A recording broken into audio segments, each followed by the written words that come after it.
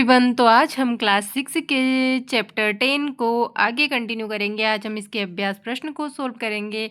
तो हम पहले रिक्त स्थानों की पूर्ति कीजिए। देखते हैं पहला क्वेश्चन, रिक्त स्थानों की पूर्ति कीजिए। तो यहाँ पर देखिए, पहला, कृत्रिम चुंबक विभिन्न आकार के बनाए जाते हैं, जैसे छड़ चुंबक, नाल चुंबक और बेलनाकार चुंबक। ठीक है, जो पदार्थ चुंबक की ओर आकर्षित होते हैं वो चुंबकीय पदार्थ कहलाते हैं। अब ग वाला देखिए, कागज एक चुंबकीय पदार्थ नहीं है। अब अगला देखिए,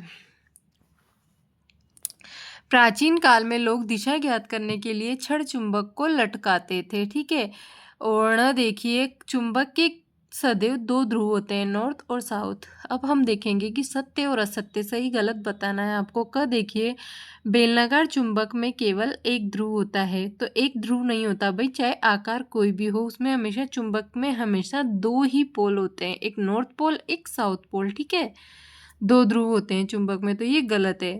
ख नंबर देखिए, कृत्रिम चुंबक का आविष्कार यूनान में हुआ था, जबकि प्राकृतिक चुंबक का आविष्कार यूनान में हुआ था, ना कि कृत्रिम चुंबक। कृत्रिम चुंबक का पता है आविष्कार इंग्लैंड में हुआ था, तो ये भी गलत है।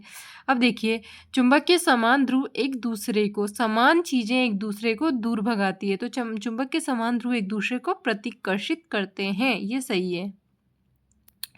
लोहे का बुरादा छड़ चुंबक के समीप लाने पर मध्य में अधिक चिपकता है। मध्य में क्यों चिपकेगा भाई, वो ध्रुवों की साइड अधिक चिपकता है। ठीक है, न देखिए, छड़ चुंबक सदैव उत्तर दक्षिण दिशा को दर्शाता है, तो जो छड़ चुंबक होती है वो हमेशा विराम में उत्तर और दक्षिण दिशा को दर्शाती है, ये बिल्कुल सही है।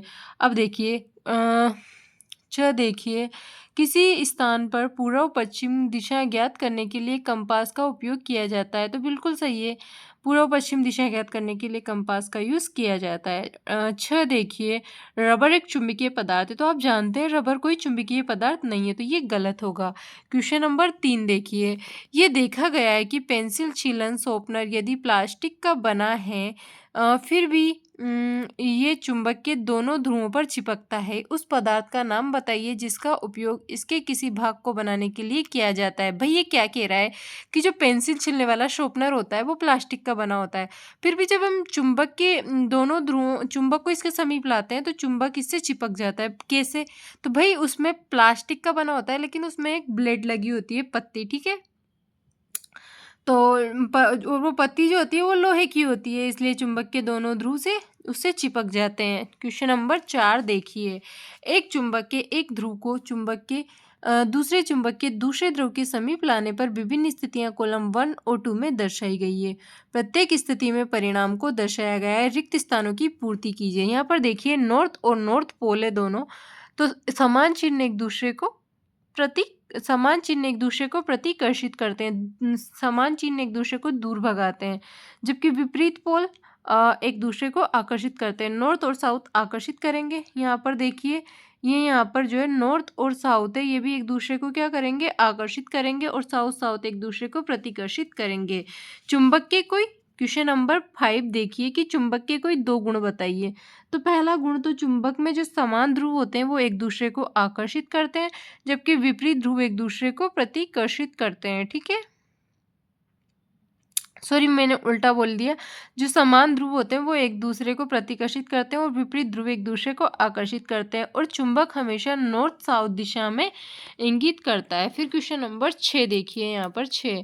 ठीक है, क्षण चुंबक के ध्रुव कहाँ स्थित होते हैं, तो दोनों सिरों पर स्थित होते हैं, नॉर्थ पोल और साउथ पोल। ठीक है, अब आगे देखिए, क्वेश्चन नंबर 7, क्षण चुंबक पर ध्रुवों की पहचान का कोई चिन्ह नहीं है। आप कैसे ज्ञात करेंगे कि किस सिरे के समीप उत्तरी ध्रुव है? तो देखो, चुंबक को एक हल्के धागे से, ऐसे चुंबक को एक हल्के धागे से लटकाएं ताकि वह स्वतंत्र रूप से लटका रहे। विराम में जब चुंबक आएगा तो वह हमेशा उत्तर दक्षिण दिशा में ठहरता है, और ऐसे हम उसके उत्तरी ध्रुव की स्थिति ज्ञात कर सकते हैं। क्वेश्चन नंबर 8, आपको एक लोहे की पत्ती दी जाती है, आप इसे चुंबक कैसे बनाएंगे? इसका क्वेश्चन नंबर 8 का आंसर यहाँ देखोगे कि लोहे का एक आयताकार टुकड़ा लीजिए। ठीक है, लोहे का आपको एक आयताकार टुकड़ा लेना है, इसे मेज पर रखिए। अब एक छड़ चुंबक लीजिए, इसका कोई एक ध्रुव लोहे की छड़ के एक सिरे पर रखिए, चुंबक को बिना हटाए इस लोहे की छड़ के दूसरे सिरे तक लाइए, चुंबक को उठाइए तथा ध्रुव की ओर ध्रुव को लोहे के टुकड़े के प्रारंभिक सिरे पर वापस ले आइए। इस प्रकार चुंबक को लोहे की छड़ के अनुदिश बार-बार दोहराइए। 30 से 40 बार दोहराएँगे तो जाँच कीजिए कि लोहे की छड़ चुंबक बन गई है। भैया आपको कुछ नहीं करना है। एक लोहे की मतलब एक लोहे की छड़ ले लेनी है, इधर चुंबक को टच कराना है और दूसरी साइड अगर आप कोई पिन लगाओगे ना तो वो उससे चिपक जाएगा, क्योंकि जो नीचे पत्ती है, मतलब जो भी लगाया आपने उसमें लोहे का गुण आ जाएगा। ठीक है, तो इस प्रकार से आप चुंबक बना सकते हैं अपना स्वयं का। क्वेश्चन नंबर 9 देखिए, दिशा निर्धारण में कंपास किस प्रकार प्रयोग होता है। तो जो कंपास होता है सामान्यतः कांच के ढक्कन वाली एक छोटी सी डिब्बी होती है। एक चुंबकित सुई डिब्बी के अंदर एक धुरी पर लगी होती है जो स्वतंत्रता पूर्वक घूमती है। कंपास में एक डायल भी होता है जिस पर दिशाएं अंकित होती है। कंपास को इस स्थान पर रखते हैं जहां हमें दिशा का निर्धारण करना है। इसकी सुई विराम अवस्था में उत्तर दक्षिण दिशा की ओर निर्देशित करती है। कंपास को तब तक घुमाते हैं जब तक कि डायल पर अंकित उत्तर दक्षिण के चिन्ह सुई पर दोनों सिरों पर न आ जाए। चुंबकीय सुई के उत्तर ध्रुव की पहचान के लिए सामान्यतः इस पर विभिन्न रंग का पेंट किया जाता है। तो ये यहाँ पर हमारा क्वेश्चन नंबर 9 कंप्लीट हुआ। ठीक है, आगे क्वेश्चन नंबर 10 देख।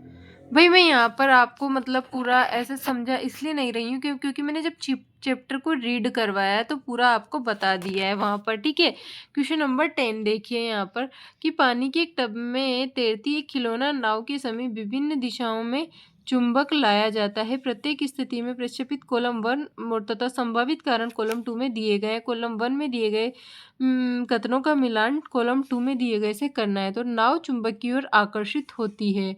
नाव चुंबकीय पदार्थ से निर्मित है। नाव चुंबक की ओर आकर्षित होगी क्योंकि वह चुंबक की बनी हुई है। दूसरा देखिए, नाव चुंबक से प्रभावित नहीं होती। नाव अचुंबकीय पदार्थ से बनी होगी तो वह चुंबक से प्रभावित नहीं होगी। ठीक है, यदि चुंबक का उत्तरी ध्रुव नाव के अग्रभाग के समीप लाया जाता है तो नाव चुंबक के समीप आती है। नाव में चुंबक लगा है जिसकी दक्षिण ध्रुव नाव के अग्रभाग की ओर है। ठीक है, अब देखिए, जब उत्तरी ध्रुव नाव के अग्रभाग के समीप लाया जाता है तो नाव चुंबक से दूर चली जाती है, क्योंकि नाव में यहाँ पर इसकी मिलान इससे करेंगे क्योंकि नाव में चुंबक लगा है जिसकी उत्तरी ध्रुव नाव के अग्रभाग की ओर है। नाव